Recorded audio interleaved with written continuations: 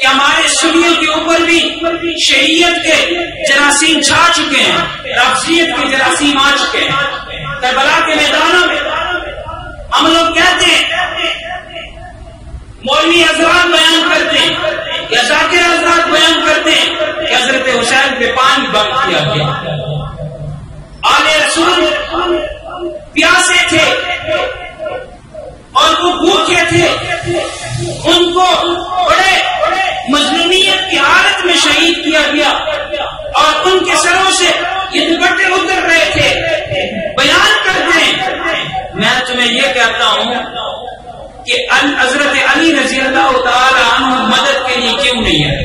معذرت چاہتا ہوں میرے اس جملے کے ساتھ بڑے لوگوں کے دلوں کو بھی ٹھیس پہنچے گی، لیکن میں اپنا نظریہ پیش کر رہا ہوں، میں عقیدہ پیش کر رہا ہوں کہ جب اہل بیت پہ ظلم ہو رہا تھا اہل رسول پر، حضرت علی مدد کے لیے کیوں نہیں آئے؟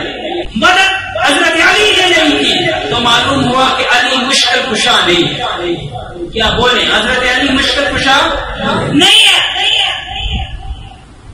معاف کیجئے گا، حضرت علی رضی اللہ تعالیٰ عنہ کی محبت میں رافضیت اتنی آگے آ چکی ہے کہ ان کی کتابوں میں لکھا ہے کہ یا علی مدد۔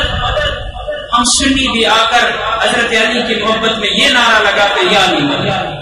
یہ شیعوں کی کتابوں سے محفوظ ہے، کسی سنی کی کتاب میں یہ بات نہیں لکھی ہوئی۔ جو لوگ کہتے ہیں اور کہتے آ رہے ہیں آج تک، میں ان سے درخواست کرتا ہوں کہ اس جملے کی تحقیق کریں، یہ شریعت کی کتابوں سے نکلا ہوا ہے۔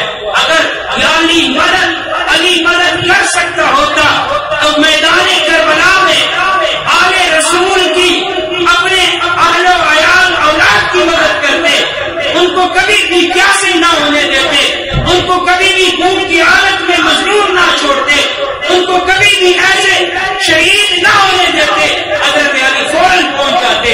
تو معلوم ہوا کہ علی نے مدد نہیں کی۔ یہ جملہ شیعوں کا ہے، رافضیت کے جراثیم اس میں بھرے ہوئے ہیں۔